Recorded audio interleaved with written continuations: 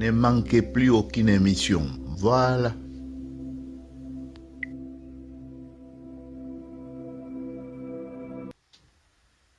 Bonjour. Nous nous retrouvons pour nos émissions. Je dis bonjour, mais je pourrais dire aussi bonne nuit aux États-Unis, puisque là-bas, surtout au Texas, j'ai ma famille qui est là-bas, maman Francine, papa Firé, maman Sarah, Lidovitch, na Koko Nangai. Voilà, la communauté de Texas, la communauté des États-Unis. Je vous dis bonjour et je vous encourage à continuer à appuyer, bien sûr, votre chaîne Top Chronique TV, qui vous apporte des informations de pointe. Je vous ai déjà écrit dans notre générique qu'il s'agit de l'université populaire. Donc, nous ne vous emmenons pas des éléments blabla en l'air, mais nous vous emmenons de béton, donc des éléments solides, à ne pas confondre avec béton, qui est de l'autre côté, puisque ce béton est tout simplement un encouragement. Il lui reste encore 2 ou 3 ans pour qu'il puisse prouver réellement qu'il est béton. Mais en attendant, nous laissons à l'histoire ce qui est historique et nous abordons les sujets qui nous concernent dans notre chaîne, dans votre chaîne Top Chronique TV. Voilà, aujourd'hui, je reviens sur un sujet que j'ai esquissé quand je vous ai parlé de témoignages sur nos ancêtres. Le témoignage tiré du livre La théorie de mariage ou bien le mariage coutumier chez les Congolais. Aujourd'hui, j'aimerais m'étaler un tout petit peu sur ces sujets-là, puisque l'auteur nous a dit que il y a 2 sortes de mariages au Congo. Pourquoi pas en Afrique, puisque c'est le mariage coutumier, et nous savons bien que le Bantou, tout comme d'autres peuples, passe presque par la même procédure pour marier leurs enfants, ou pour se marier. Parce qu'en fait, en ce qui concerne le mariage coutumier, on ne pouvait pas dire se marier. C'est pourquoi je vais m'étaler là-dessus et vous dire l'importance même qu'avait cette procédure de mariage. Sans tarder donc, je vous lis ce que je vous avais lu en esquisse dans l'autre émission sur le témoignage. Indiquons donc dès à présent à grands traits la thèse qui se développe au cours de cet ouvrage, donc l'ouvrage de M. Soya. À nos yeux, le mariage congolais se présente comme une institution complexe. Donc, le mariage congolais se présente comme une institution complexe. Ce n'est pas aussi simple que vous le faites là. Vous avez besoin de vous marier, allez. Vous allez tromper le prêtre, vous allez tromper peut-être la commune, et puis, vous passez à l'action, oui, nous sommes mariés. Non.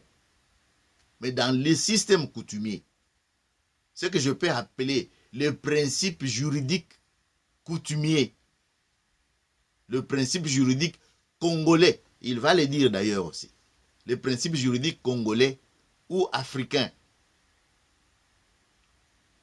Donc, le mariage se présente comme une institution complexe, composée de 2 contrats. Composée donc de 2 contrats,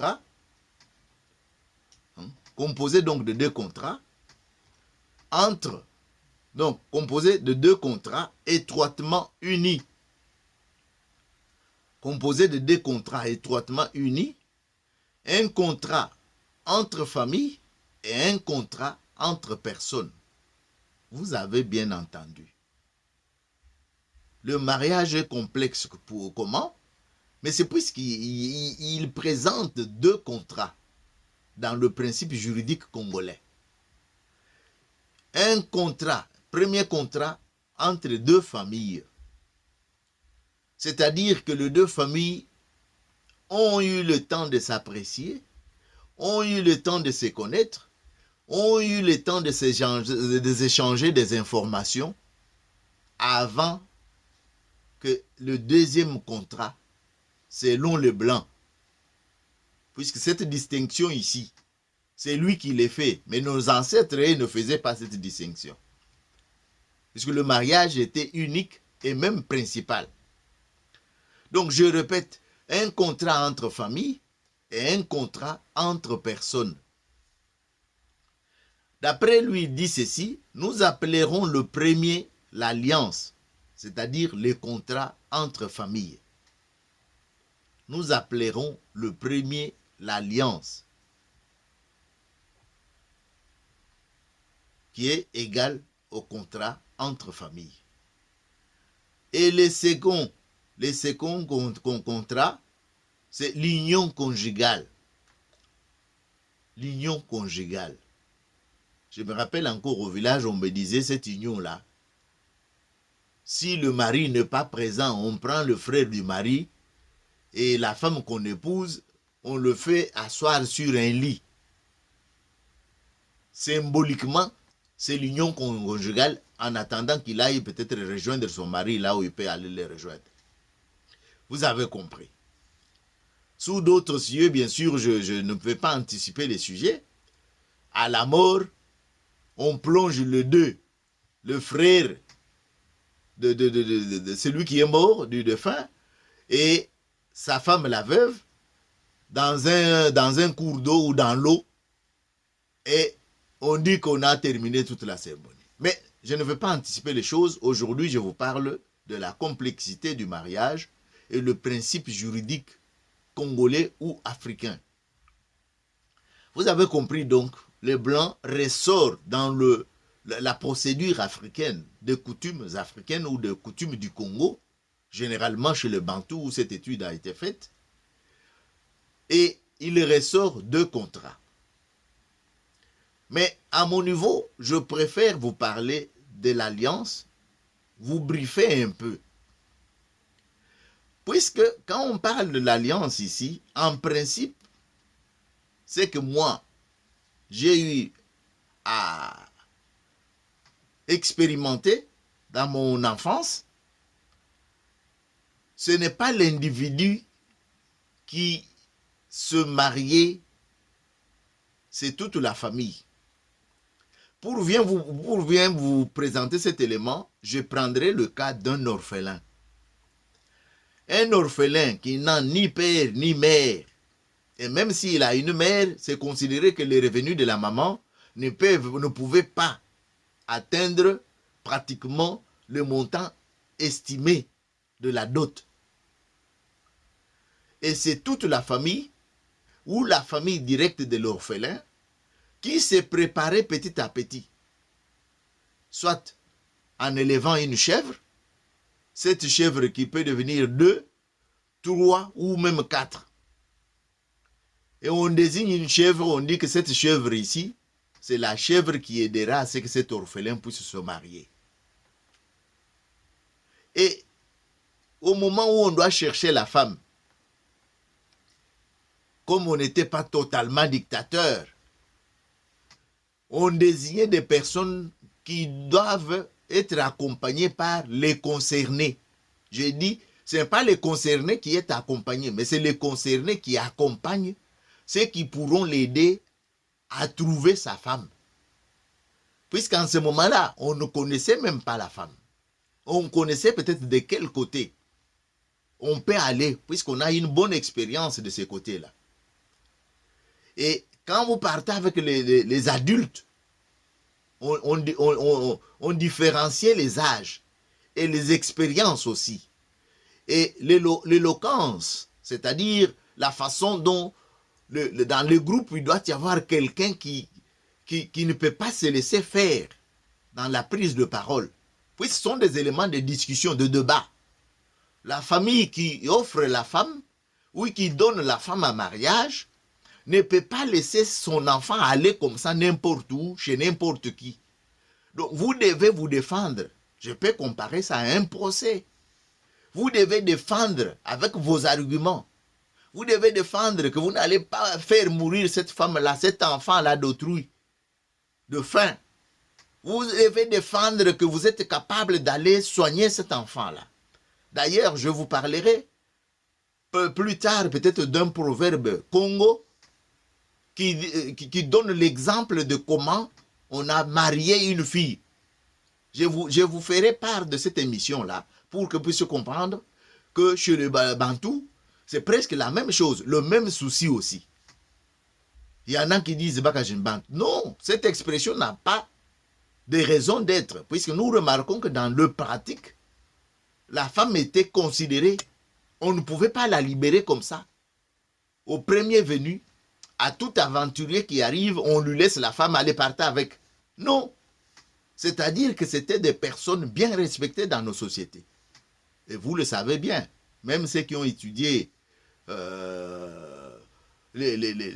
l'Égypte antique vous disent qu'il y avait de reines, Hatshepsut que vous connaissez ou d'autres que vous pouvez connaître, qui avaient joué un très grand rôle. Même les rois Akhenaton avec sa femme, ils étaient, d'ailleurs, on voit tout, que c'était une femme très bien considérée, très bien respectée par son mari. Donc, je reviens à ce que je suis en train de dire sur l'élément alliance. Je viens de vous dire que le garçon qui est orphelin, c'est ceux qui sont restés avec lui. Puisque parfois on se mariait quand l'âge est encore tendre. C'est-à-dire au village, comme c'était un milieu fermé en famille, on ne voulait pas qu'il y ait des accidents. C'est-à-dire quand la personne devient trop grand, c'est-à-dire il est âgé et qu'on ne lui a pas encore donné la femme, qu'est-ce qui nous dit qu'il ne va pas tripoter avec nos femmes au coin de buissons ou quelque part là? Alors pour éviter ça, on devrait marier les jeunes gens quand ils sortent de leur puberté. Et ça va apprécier. Et c'est selon les moyens aussi de la famille, ça pouvait prendre de l'avance ou tout comme ça pouvait prendre un peu de retard. Mais la fourchette du temps était le même. Qu'on peut estimer par exemple entre 16 et 18 ans. Hein? 16 et 18 ans. Ceux qui arrivaient à 19, 20, c'était vraiment des retardés. C'était des retardés. Je viens de dire que c'est en fonction aussi des possibilités qu'a la famille. Sinon, puisque le garçon peut se débattre lui-même, mais c'était toujours difficile puisque la dot dans le temps, tout comme la dot aujourd'hui, ce n'est pas une petite affaire. Et puis aussi, c'est une occasion que l'homme puisse prouver qu'il sera capable de bien entretenir la fille d'autrui ou l'enfant d'autrui. Donc, tout préparé, l'homme peut maintenant peut accompagner ceux qui vont l'aider à choisir sa femme. Et une fois la femme choisie, vous comprenez que l'homme, il est titulaire, il est le mari. Mais il est difficile qu'il puisse se taper sur la poitrine ou bien hausser la voix là où il y a ces bienfaiteurs qui ont fait que lui puisse se marier. Et parfois on te marie, tu viens de sortir de ta puberté. Vous comprenez? Il y a la timidité, il y a le respect, il y a la crainte aussi de l'autorité. Tout ça mêlé faisait que c'est la grande famille qui gérait cette histoire-là. Et on peut comprendre que le principe juridique congolais ou coutumier avait son pesant d'or, avait sa raison, avait donc sa raison d'être. On ne peut pas expliquer ça autrement. Comment quelqu'un dans ces milieux-là va se taper la poitrine pour amener la femme et être isolé du grand groupe. C'est impossible. Comment il va vivre? Et si sa femme tombe malade, qui pourra aider cette femme-là? Et l'homme blanc vient avec ce principe à lui. C'est comme ça qu'il ressort les deux éléments là-dedans.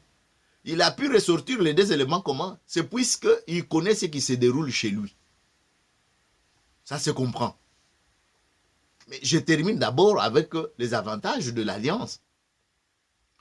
Les avantages de l'alliance font que ce n'est pas les couples qui se comportent, mais c'est toute la famille qui se comporte convenablement avec la nouvelle venue dans la famille. De tous côtés, on va lui apprendre.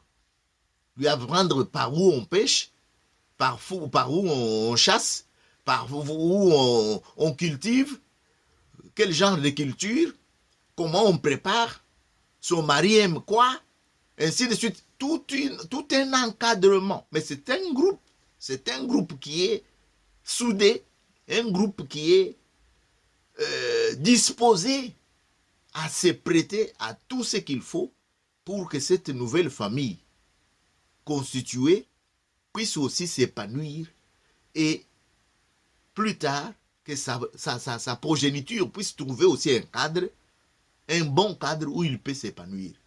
N'oubliez pas que, avant que je termine avec l'alliance, que dans notre société qui était une société communautaire, je vous ai parlé du clan, le rôle du clan. Le clan assurait la protection. L'union fait la force. Et quand on dit que le clan assurait la protection, cette nouvelle famille qui sera constituée, la progéniture qui viendra, pourra donner à la communauté, au clan, les gens qui pourront défendre aussi ces clans-là. Les futurs militaires, le futur guerrier qui pourront défendre le clan-là. Donc, chacun a intérêt à ce que le travail soit bien fait pour que la communauté puisse subsister ou puisse se perpétuer. Perpétuer. C'est ce que les arbres font quand ils distribuent leurs graines. C'est ce que les animaux font quand ils font leur copulation. Donc vous comprendrez que le principe que M. Soya utilise ici, principe juridique, congolais ou coutumier, était bien agencé en fonction de la communauté, en fonction de cette société. Et maintenant, quand nous passons au deuxième contrat, le deuxième contrat que lui a qualifié d'union conjugale. Mais pour les Africains, cette union conjugale était étouffée. Ce n'est même pas à comparer avec l'union conjugale en Occident, à l'époque où le colonisateur est venu bien sûr au contact avec l'Africain. Puisqu'il y avait déjà un système de formation. D'ailleurs, quand je parle de système d'information, de formation, je m'éloigne un peu plus, puisque vous remarquerez que les royautés, ici en Europe ou en Occident, les royautés ont presque tous des liens de parenté, puisque c'est eux qui organisaient le mariage. Même quand les deux mariés pouvaient aller se rencontrer quelque part, mais c'est eux qui organisaient pour qu'il y ait une bonne coïncidence, pour que les deux puissent se retrouver à tel endroit où tel autre est en vacances, et ainsi de suite. Il y avait toujours le groupe qui est derrière, puisqu'ils ne voulaient pas qu'un autre sang, Makila Moussousou, un autre sang vienne corrompre leur sang. J'ai entendu que c'est la même chose avec la minorité Tutsi, qui disent qu'il faut céder ton cœur, mais pas ton âme ou quelque chose comme ça. C'est-à-dire qu'ils limitent le plus possible le mariage entre Tutsi. Même quand ils disent qu'il n'y a pas de groupe ethnique ou tribal au Rwanda, mais il semble qu'ils favorisent difficilement le mariage. La preuve est que le maître de Kigali, sa fille vient de se marier, mais je ne crois pas. Ce n'est pas un Hutu qu'il a épousé. Or, ça pouvait bien faciliter la tâche là-bas. Ça pouvait bien faciliter la tâche entre les deux communautés pour qu'on voie au moins qu'il y a un mélange. Tu as supprimé quoi? Sur le papier, dans la bouche, mais dans la pratique, tu pouvais céder ta fille à un Hutu, non? Bon, je n'en sais absolument rien, mais je suis sûr, puisque j'ai vu les photos, je pense que c'est l'occasion ratée. Bon, revenons à ce que nous sommes en train de dire. Même la famille royale ici favorisait toujours, c'est le grand groupe qui organisait jusqu'à arriver au dernier stade. Et comme ici, ils avaient atteint déjà avec le christianisme qui était presque devenu ou qui est devenu presque leur coutume, c'est comme ça qu'ils devraient passer par le prêtre ou par le pasteur. Mais chez nous, ce ne sont pas ces histoires-là. C'était des cérémonies qu'on pouvait faire, on tue une poule, on coupe la tête, on met les becs dans les trucs. Je vous ai déjà dit comment les cérémonies se faisaient chez nous, autour d'un feu, avec trois boules de termitière qu'on plaçait là-bas et qu'on sort. Ou, voilà, vous connaissez la suite. Donc, là, l'union conjugale, dans nos coutumes, ne pouvait jamais prendre de la place ou même être considéré comme tel, c'est-à-dire que les ancêtres puissent faire attention à l'heure. Non, non, tout était mêlé, tout était... Mais c'est lui qui arrive, puisqu'il connaît la distinction, il a pu au moins dénicher où se trouvait la perle de l'Occident pour ressortir ça de l'alliance. Je crois qu'à ce niveau-là, vous avez compris. Est-ce que, je poserai la question, est-ce qu'il est possible que les jeunes gens d'aujourd'hui puissent se résoudre à contracter l'alliance, c'est-à-dire le premier contrat,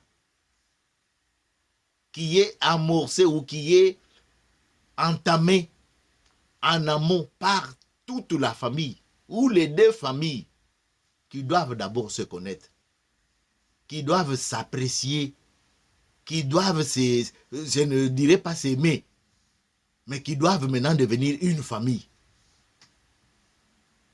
Et d'ailleurs, il y a certaines unions qui se faisaient, et à cause de ces unions-là, même ici en Occident, il n'y a plus de guerre entre les deux groupes, puisqu'ils ont échangé les êtres humains.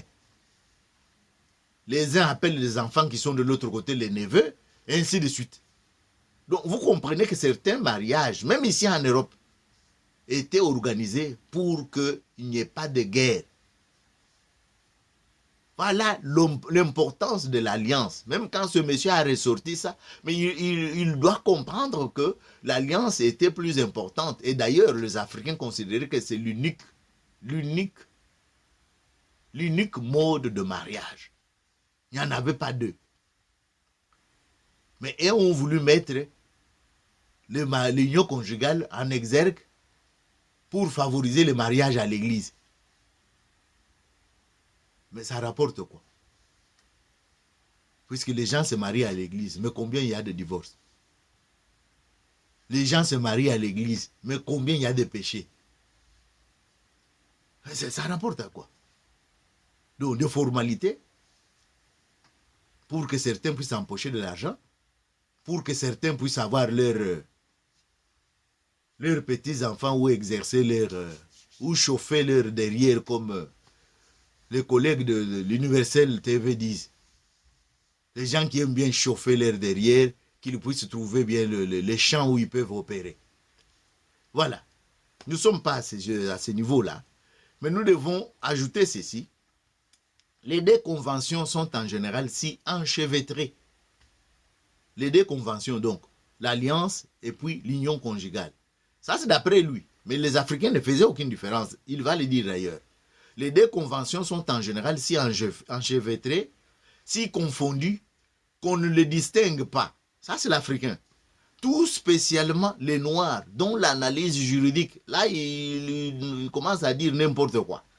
Je vous avais déjà dit ça. Tout spécialement le Noir, dont l'analyse juridique manque évidemment de finesse, ne les sépare pas l'une de l'autre. Et il leur arrive de raisonner comme si l'alliance était le contrat principal et même unique C'est ce que je viens de vous dire.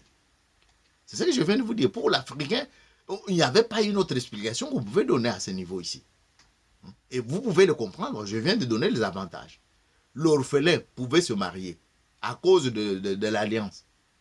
Et puis, les familles qui acceptent la femme qui vient, mais il est impossible que cette femme-là puisse s'isoler avec son mari. Impossible dans cette communauté-là. Qui vivaient ensemble. Je vous ai dit, pour que le clan puisse subsister, il compte sur chaque famille pour que le clan puisse exister. Et tous étaient parents. Même quand les femmes viennent d'ailleurs, mais c'est pourquoi on tient compte à ce que les tris soient bien faits pour que les gens qui viennent d'ailleurs viennent se mettre en symbiose, puissent même, je peux dire, se confondre avec le clan, de telle manière que quand on dit les clans Chibasu, on ne dit pas les clans Chibasu et les femmes qui sont venues ailleurs. Non, non. C'est comme quand tu dis je bois du lait. Oui, tu bois du lait. Tu ne vas pas dire je bois du lait, de l'eau, du sucre. Je ne sais pas si tu as mis encore le chocolat, tu vas ajouter encore je bois du lait, de l'eau, du sucre et du chocolat. Non. Personne ne peut faire cet exercice-là. C'est la même chose ici. Le clan est constitué, on désigne ces clans-là, le clan Kambia ou Kassanzu.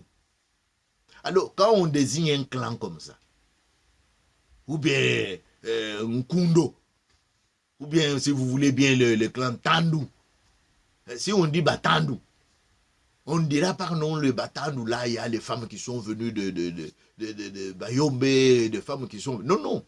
L'exemple, vous l'avez bien compris. Le clan, c'est un seul nom du patriarche du clan, affaire terminée, même s'il y a des personnes extérieures qui sont venues pour renforcer ce clan-là. Mais quand tu arrives là-bas, tu vas les appeler tous Batandu. C'est quand tu es accueilli peut-être dans une famille, oh non, moi je ne suis pas Mutandu, moi je suis marié, je suis venu de Basingombe. Voilà. C'est comme ça chez nous.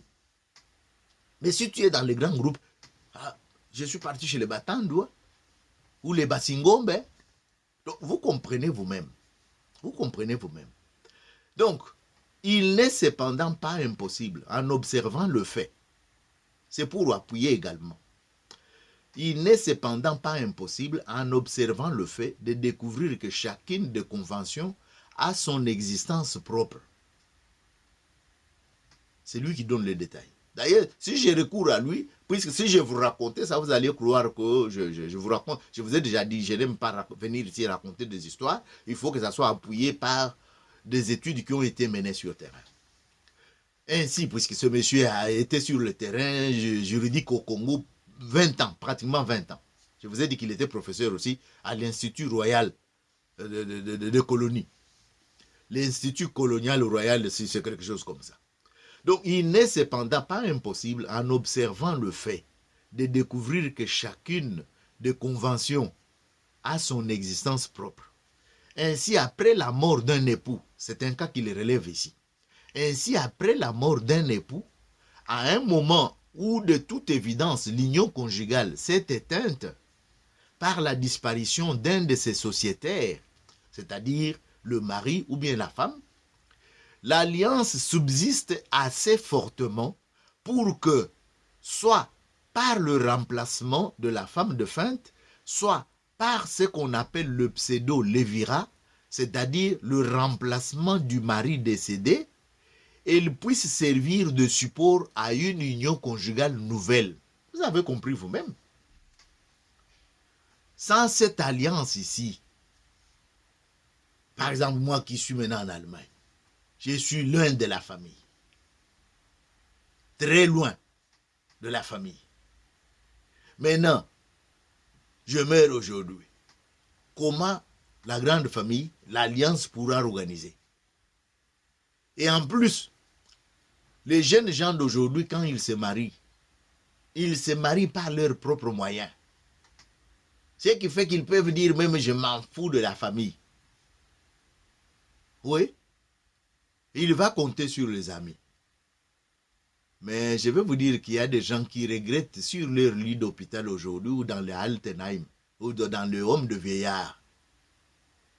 Puisque toute sa vie, il a vécu sa vie avec sa femme.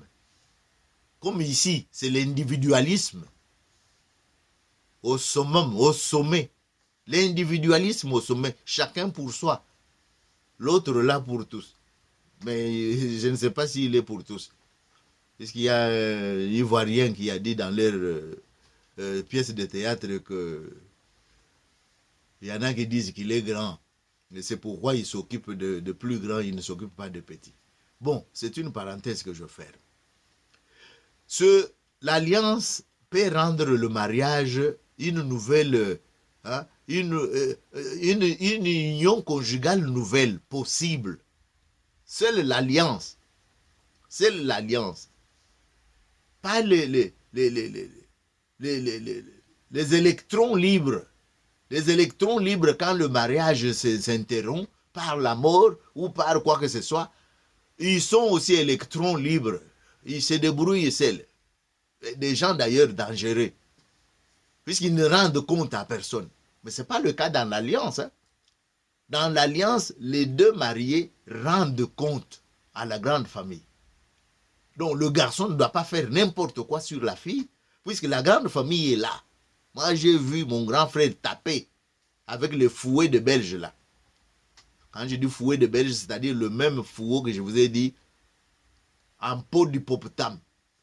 Il a tapé mon neveu, puisque chaque nuit, il entendait comment mon neveu tapait sa femme dans sa hutte qui était à côté de chez lui. Il a été fouetté sérieusement. Il lui a dit que j'entends encore là-bas. Alors le monsieur a compris que le bruit de leur hutte sortait facilement pour aller chez son oncle. Donc vous comprenez que la grande famille ne badinait pas sur ces questions-là. Et quand la belle famille pouvait apprendre que la femme est maltraitée par son mari, d'ailleurs, le même là qui a fouetté, il est allé récupérer sa fille, hein, en me disant que c'était un fumeur de chambre, il ne pouvait pas importuner ma fille. Il est allé prendre sa fille avec l'enfant. Je les ai même trouvés à la maison. Donc, ce sont des exemples que je vous donne que au niveau de l'alliance, on ne pouvait pas badiner, ni même pas maltraiter la femme.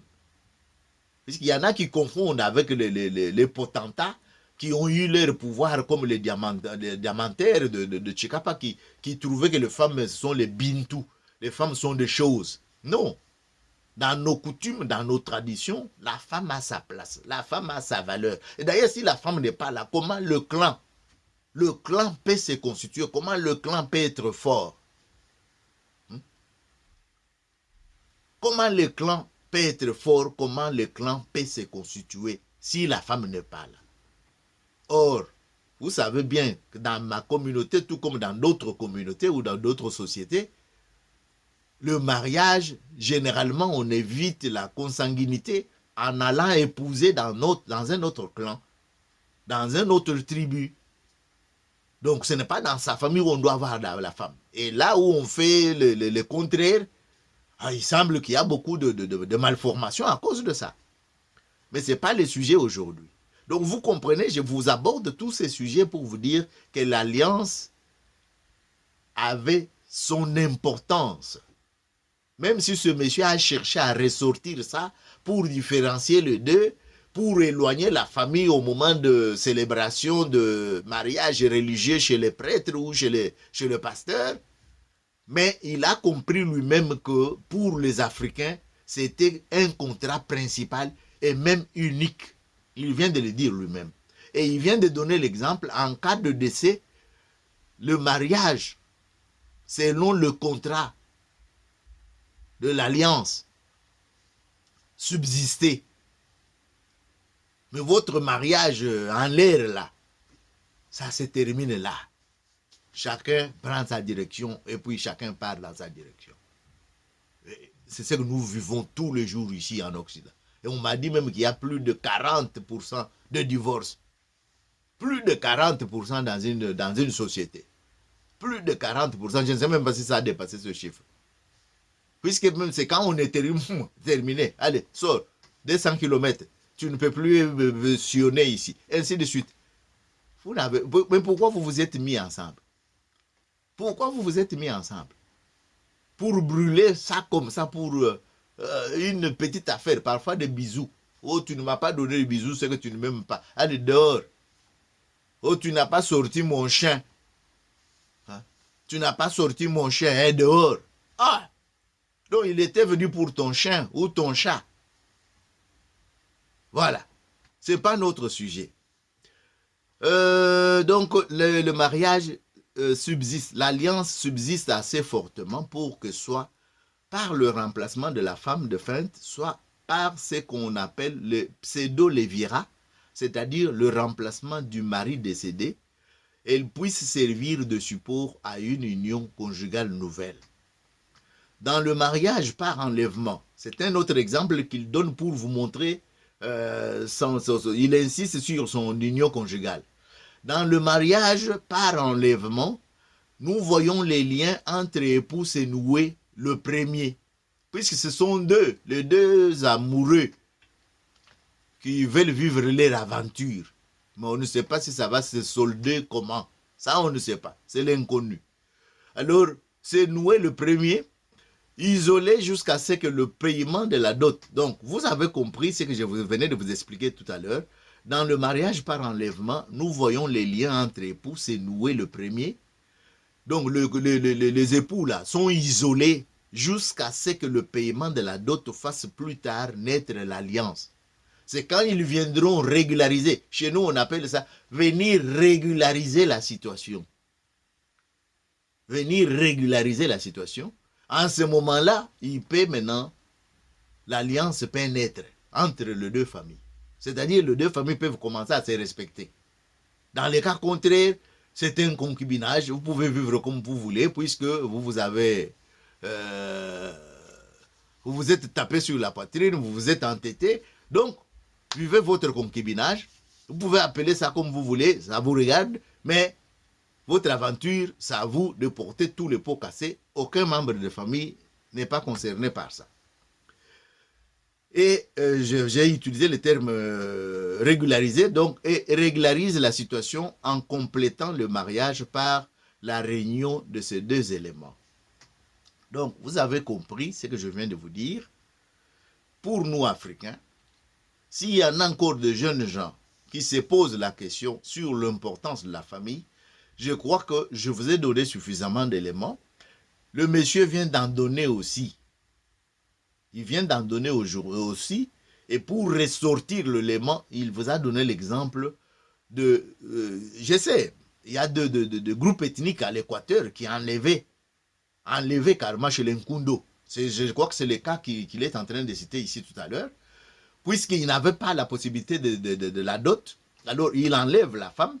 Et avec la femme, il va maintenant se préparer pour venir demander pardon, et puis ainsi de suite, ainsi de suite, ainsi de suite, comme vous le savez. Donc, avec ces éléments que nous venons de ressortir, vous comprendrez que nos ancêtres, dans leurs principes juridiques, je vous ai dit que c'est un fond juridique qui permettait à nos ancêtres, et il va le dire ici. Dans cette conception ici, la dot n'est plus une forme essentielle du mariage lui-même, mais simplement de l'alliance. C'est-à-dire que chez les Nkundo, quand la femme a été enlevée, c'est quand on vient régulariser la situation.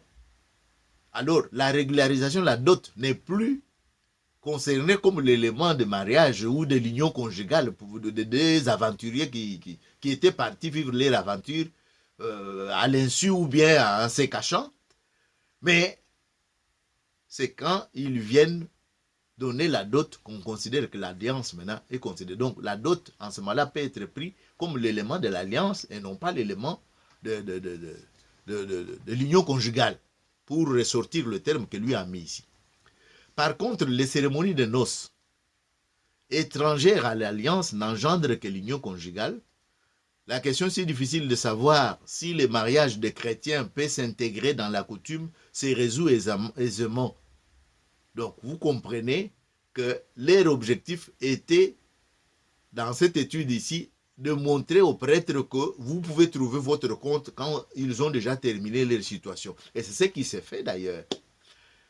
Jusqu'à présent au Congo, ce sont les familles qui entrent dans les tractations. C'est quand tout ça est terminé que vous pouvez vous présenter à la commune. Et après, la commune vérifie si les familles et consorts, puisque c'est pourquoi on publie le banc. Et après, vous pouvez aller avec cette attestation de la commune à l'église, puisque l'église voit que la famille a accepté, l'État a accepté, et maintenant, on peut vous donner les autorisations. Je répète bien que ces cérémonies ici, l'alliance donc, j'insiste sur l'alliance, puisque les Africains ne connaissaient pas l'union conjugale que ce monsieur a ressorti en souvenir de ce qui se passe chez lui en Occident, puisqu'il était professeur à Liège.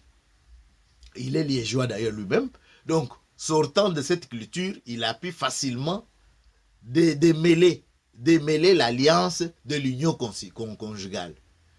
Mais je vous dis, ce que je voulais vous dire bien sûr, l'union conjugale a son pesant d'or et assurer la protection du jeune couple. Mais aujourd'hui, il y a des gens qui se marient à 30 ans, il y en a qui se marient à 40 ans, il y en a qui se marient à 50 ans. Donc, il était célibataire jusqu'à 50 ans. C'est possible. Puisqu'il y en a qui vous avancent que je n'ai pas encore réuni de moyens, et consort, et ils entrent dans une phase difficile où quand tu te présentes chez une jeune fille, ils commencent à te bouder. Et ce n'est pas exclu. Mais ces gens-là, puisque c'est lui-même qui travaille, c'est lui-même qui a un salaire, il peut aller épouser dans le monde entier. Il n'a de compte à rendre à personne. Mais c'est aussi un bien, puisque vous déchargez la grande famille de toutes les responsabilités. Comme ça, ils peuvent dormir tranquillement. J'espère. Puisque c'est lui qui a son enfant, qui a son sang, il est difficile qu'il puisse dormir tranquillement. Je crois que vous me comprenez. Il est difficile qu'il puisse dormir tranquillement. Mais si cela peut arriver, puisque c'est l'intéressé lui-même qui s'est désolidarisé, je ne vois pas pourquoi on doit se mettre la corde au cou, puisque c'est son bon vouloir. Pourquoi maintenant on doit qu'on puisse se pendre puisque lui a décidé autrement? Non. Mais il est seul responsable devant tous les actes, tout ce qui va arriver. C'est lui qui est responsable et c'est lui qui a décidé de décharger la grande famille. C'est lui qui a décidé de ne pas procéder par les contrats d'alliance. Le contrat de l'alliance, lui, a refusé et il emporte seul la responsabilité. Et comme il porte seul la responsabilité, c'est pourquoi j'ai déduit carrément que la grande famille pouvait, bien sûr, dormir sur ses deux oreillers. Et le principe, il le dit ceci, il dit, le principe juridique nègre laisse la plus grande liberté aux parties. Les principes juridiques nègres, pour parler de principes juridiques coutumiers, ou africains, ou congolais, laissent la plus grande liberté aux deux parties. Et c'est ce que je vous ai expliqué la fois passée en vous parlant d'un fonds juridique commun à l'humanité. Parce que chaque communauté a des procédures qu'ils ont estimées, d'ailleurs par expérimentation, puisque c'était de l'empirisme, qu'ils ont estimé que c'est ça qui va contribuer à la survie. La survie de notre clan, la survie de notre tribu. Et il n'en est pas autrement. Et dans ce que je viens de relever, vous avez compris que on ne pouvait pas se ressembler aux Blancs. Même quand ils sont venus, ils disaient que nous sommes de barbares, mais lui, dans son livre, il a refusé ça. Il a dit tout simplement qu'on était une civilisation attardée. Ce qui n'est pas vrai, je vous ai montré, puisqu'ils ont détruit tout avec leur précipitation. Ils ont détruit tout en 50 ou on n'a même pas encore atteint 50 ans. Maintenant, ils commencent à recourir aux Africains pour qu'ils puissent conserver la forêt et consort. Mais les Africains sont en train de vous imiter. Laissez-les aussi détruire tout. Donc, vous comprenez que la distinction que lui a faite ici, il était intéressé. Il était intéressé pour que l'Afrique soit assimilée dans leur culture à eux, dans leur mode à eux, dans leur procédure à eux. Par dédain, par mépris, il l'a dit lui-même, recourez à la vidéo où je vous ai parlé de son témoignage sur nos ancêtres. Par mépris, expressement, il y en a sciemment qui cherchaient à détruire nos méthodes, nos procédures, nos principes juridiques, notre fond juridique à nous, qui est une partie d'un fond juridique commun à l'humanité. Mais ils sont passés outre en prétendant être supérieurs pour pouvoir effacer tout ce que nous on avait. Qu'est-ce qu'ils voulaient? Que toute l'humanité devienne uniforme. Voilà un génocide culturel. Voilà un génocide culturel qu'on ne peut pas permettre. Qu'on ne peut pas permettre. Et c'est pourquoi je termine en appelant tous nos jeunes gens de pouvoir comprendre qu'il y a tout intérêt à recourir au contrat. Le contrat de l'alliance, qui était unique et qui était même principal. C'est lui-même qui vous l'a dit. J'ai fait un effort en vous donnant des exemples pour que vous puissiez au moins arriver à comprendre que nos ancêtres n'étaient pas sur une fausse piste, n'étaient pas dans une mauvaise voie. C'était la voie qu'il faut, la voie de solidarité, la voie d'amour, j'ajouterai. Puisque si papa et maman sont les créateurs, le Dieu sur terre, j'ai le droit d'utiliser les mots amour. Merci beaucoup. Pour ceux qui sont déjà là-dedans, c'est-à-dire dans l'union conjugale sans l'alliance, s'il y a possibilité de régulariser, ils peuvent régulariser. Pour ceux qui sont encore candidats, réfléchissez plusieurs fois. Voilà le véritable mode qui pourra te protéger, toi la femme, qui pourra te protéger, toi l'homme, puisque la grande famille assure aujourd'hui le rôle que le clan est en train d'assurer. Il y en a qui on a trompé que ce sont des pécheurs, ben le diable, ce sont des ndoki, des sorciers. Mais vous qui êtes maintenant partis de l'autre côté où vous croyez que vous êtes là-bas, copains de Jésus, copains des anges, copains de Dieu, qu'est-ce qu'on remarque?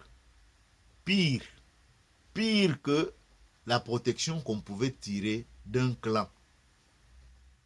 Puisque sachez que la même peur que vous avez pour les sorciers, c'est la même peur qu'on est en train de vous inculquer aussi là-bas, avec la notion de péché.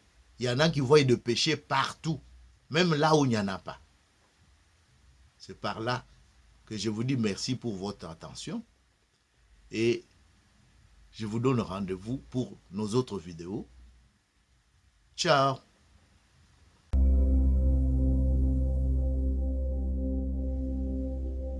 Ne manquez plus aucune émission.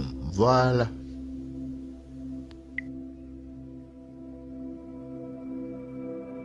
Salutations à vous qui nous suivez de partout. Le rendez-vous, c'est sur Top Chronique TV que nous le prenons désormais. Top Chronique TV, votre chaîne YouTube préférée, avec votre administrateur de June.